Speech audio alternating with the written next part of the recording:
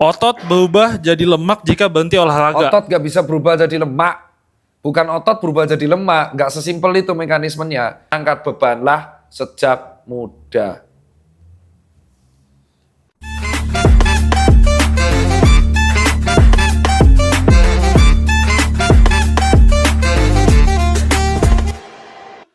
Yo, assalamualaikum warahmatullahi wabarakatuh. Kembali lagi dengan saya Tirta Peng dalam kondisi otot dalam saya suek. Tapi kita nggak akan bahas itu karena udah dibahas di feednya Tirta. Oke, saat ini kita kembali ke mitos fakta Peng di hari Minggu. Makanya ada suara teman-teman hakim di luar. San Mori semua. Oke, nomor 1. Pertanyaan nomor 1 nih Pak. Konsumsi americano tiap hari apakah aman? Waduh, bagus. Jawabannya jelas. Untuk kalian yang tidak memiliki penyakit darah tinggi atau hipertensi, tidak memiliki riwayat penyakit aritmia alias gangguan irama pada jantung, dan tidak memiliki riwayat penyakit GERD atau penyakit yang terkait asam lambung, aman. Konsumsi kopi tiap hari dengan batas hariannya sekitar 400-500 mg kafein, itu sebenarnya masih dalam batas toleransi yang aman untuk tubuh kita. Karena sifatnya kafein itu stimulan, jadi bisa membuat kita lebih konsentrasi dan cocok buat pre-workout. Akan tetapi, kalau kopinya itu dicampur dengan gula berlebihan, itu maka efek kafeinnya akan tersamarkan oleh efek gula. Nah, yang kedua, di dalam kopi bukan hanya ada kafein, juga ada asam klorogenik yang juga bagus buat antioksidan. Jadi intinya adalah wang sinawang, ya wang sinawang cukup semanten. Salah. Artinya adalah ya kalau makan dan minum tuh yang secukupnya dan tidak usah berlebihan. Pertanyaan kedua nih Pak. Ada yang nanya nih, Dok, apakah ada hubungannya antara pola makan seseorang sama tingkat kecerdasan?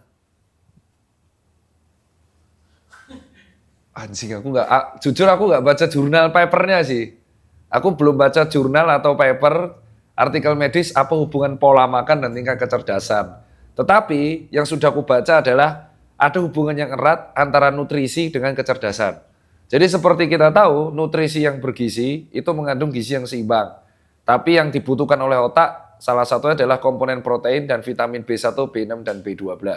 Kalau makanan-makanan yang kamu intake atau konsumsi dari kecil itu mengandung protein yang cukup dan mengandung vitamin dan mineral yang cukup, maka otomatis perkembangan neuron di dalam otak akan lebih efektif dan perkembangan memori dalam otak, perkembangan otak juga akan lebih efektif dan maksimal. Sehingga otomatis si anak tersebut akan memiliki tingkat kecerdasan yang proper. Itulah alasan contohnya gizi buruk dicerminkan dengan tingkat stunting. Jadi tingkat stunting itu mencerminkan tingkat kemampuan atau kapabilitas kesejahteraan sebuah warga di sebuah negara. Kesejahteraan warga di sebuah negara. Kalau misalkan stuntingnya tinggi, otomatis berarti kemampuan kapabilitas warga untuk mengakomodir atau mendapatkan nutrisi yang proper itu kurang. Artinya income-nya kurang. Jadi cek daerah kalian yang stuntingnya tinggi, berarti gajinya tuh agak harus ditingkatkan dan harus menjadi PR bagi pemerintah. Pertanyaan ketiga nih Pak. Ngorok apakah bisa sembuh?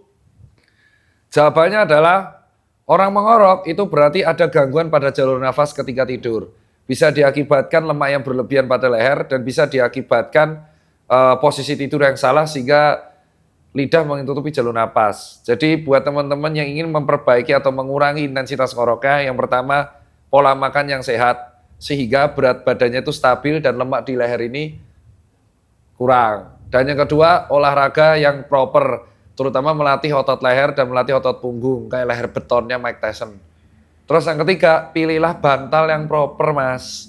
Ini loh, ini dari kemarin dibuat bercandaan. Emang sengaruh itu ya bantal yang proper, beneran. Bantal yang proper itu akan meningkatkan kualitas tidur Anda dan akan meningkatkan posisi tidur Anda di posisi yang benar. Gitu loh. Maksudnya posisi tidur yang benar adalah anatomis.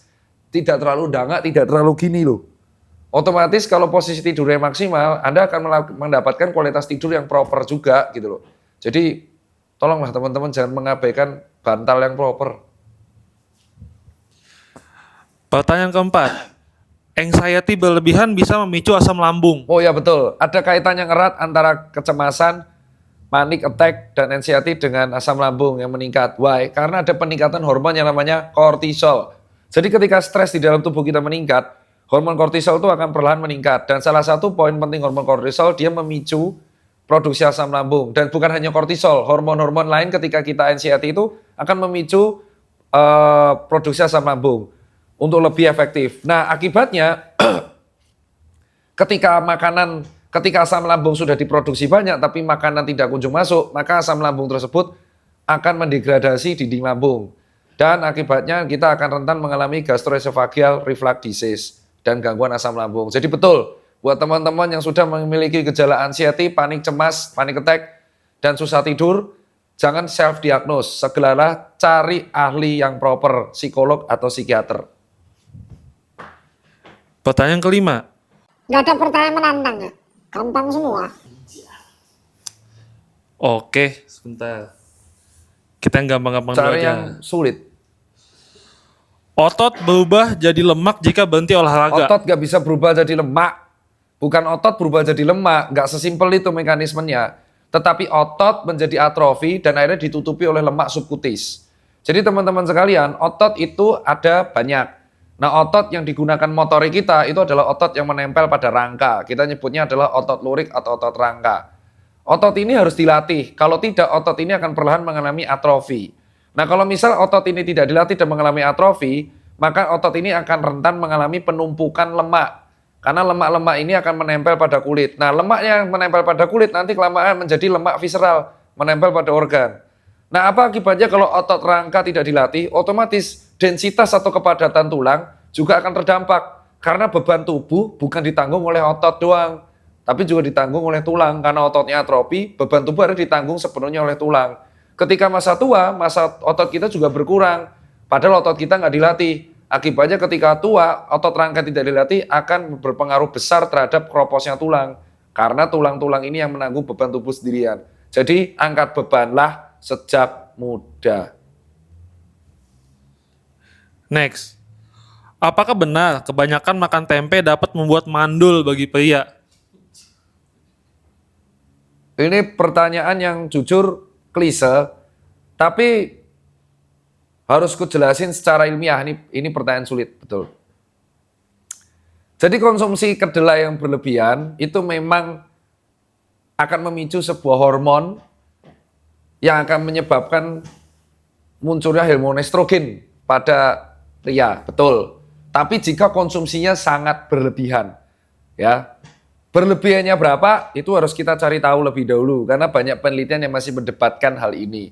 Tapi intinya kalau kamu konsumsi kedelai dalam batas normal, tidak berlebihan tuh nggak masalah. Berlebihan misalnya gimana? Misal kamu makan 220 tempe per hari.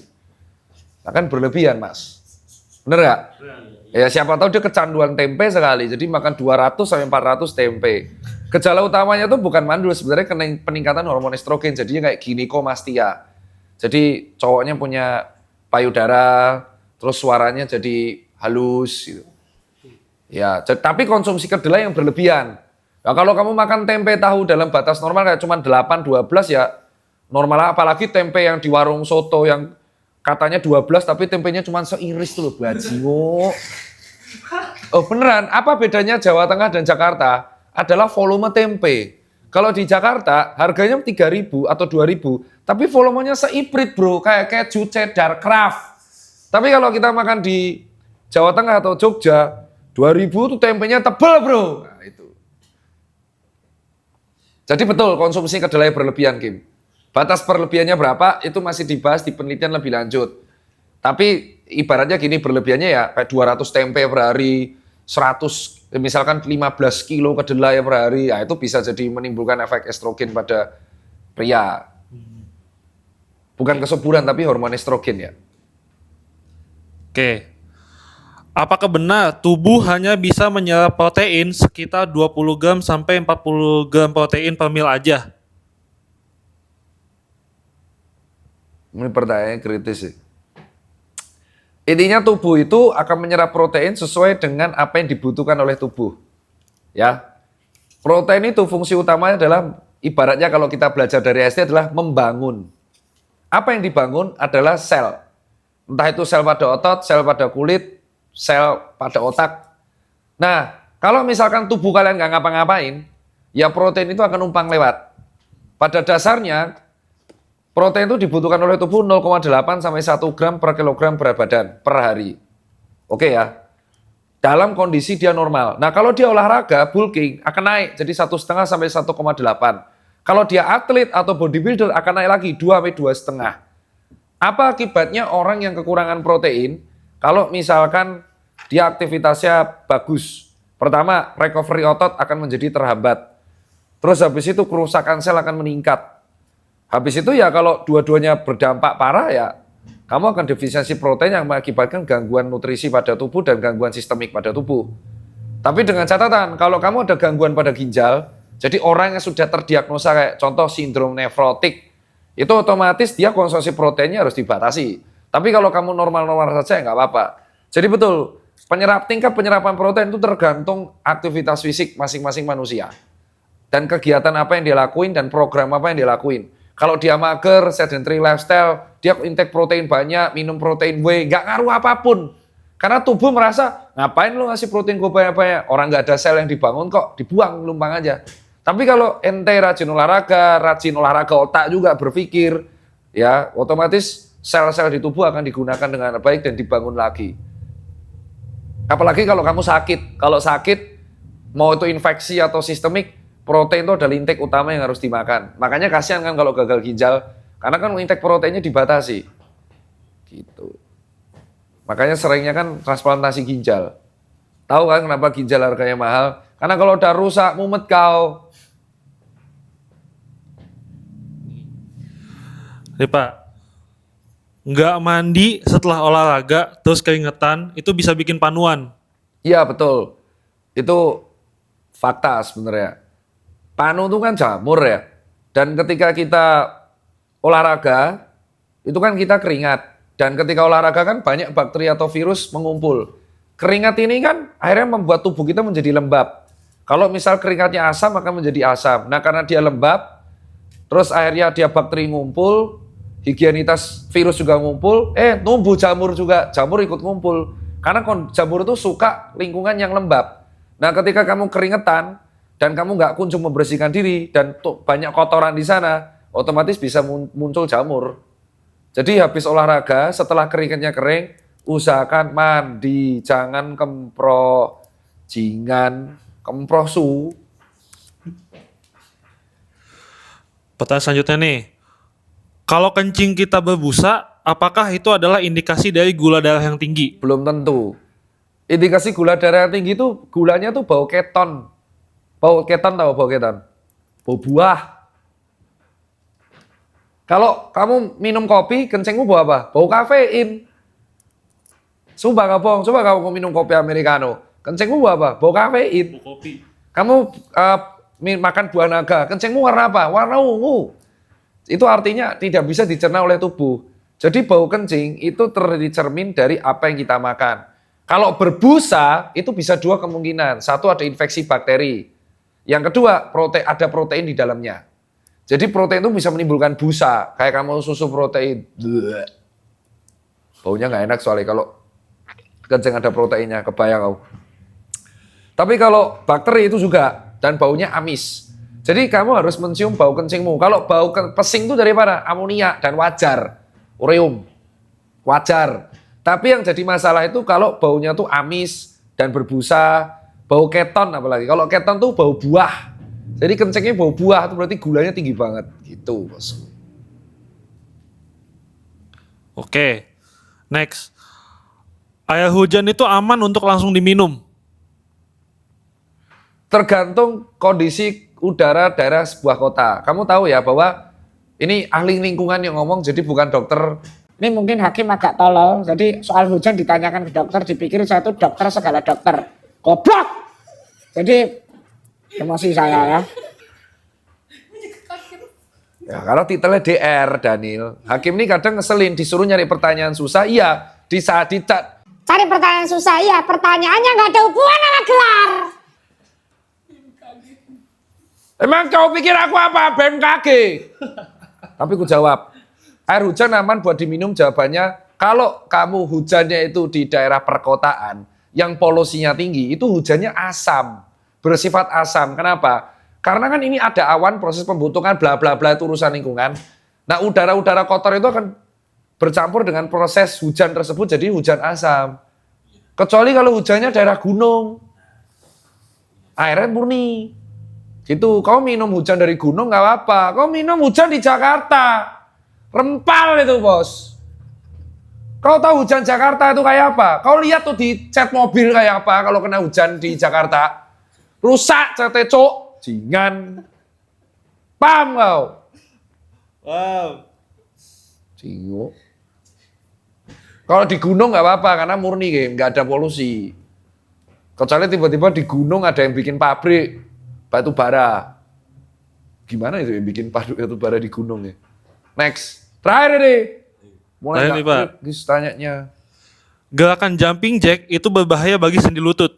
Hah? Oh, kalau gitu basket berbahaya, badminton berbahaya, kan juga loncat. Jadi semua gerakan loncat berbahaya bagi lutut. Apa jawab? Ayo jawab. Kalau berlebihan, Pak, Nah, terus kenapa ditanya babi? menjawab pertanyaan netizen, Pak. Oh ya udah, alasannya itu mulu ini emang si tim ini babi emang. Jadi jawabannya adalah jumping jack berbahaya buat sendi lutut. Jawabannya itu tidak. Gitu loh. Basket berbahaya buat lutut? Tidak. Badminton berbahaya buat lutut? Tidak. Volley berbahaya buat lutut? Tidak. Sepak bola berbahaya buat lutut? Tidak. Apa yang berbahaya buat lutut? Segala sesuatu yang dilakukan berlebihan. Itu berbahaya buat lutut.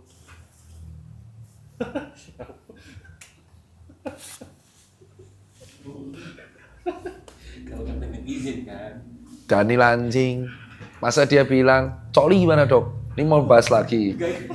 Ya. Pada seneng mana? Jadi segala yang baik pun kalau dilakukan berlebihan tuh nggak bagus. Kenapa? Di lutut ini kan terdapat banyak tendon. Tendon-tendon ini, lutut ini tempat adanya quadriceps di sini. Ya. Dari otot tibialis di sini juga di sini. Lalu ada gastrocnemius di belakangnya. Belum ligamen di lateral, ligamen bagian depan, ligamen posterior. Antar di bawah patella ada bantalan namanya meniskus. Ini nih kayak suspensi, bro. Kamu pernah punya mobil, kalau kamu pengen tahu lutut kayak apa, kamu kan punya kaki-kaki kan. Kamu punya mobil dan motor. Mobil dan motor aja, kaki-kakinya tuh harus dirawat rutin tiap tahun. Dan tiap 5-8 tahun, kaki-kaki pasti diganti. Kalau enggak, suspensi oblak. Emang bisa lutut tiap 10 tahun diganti?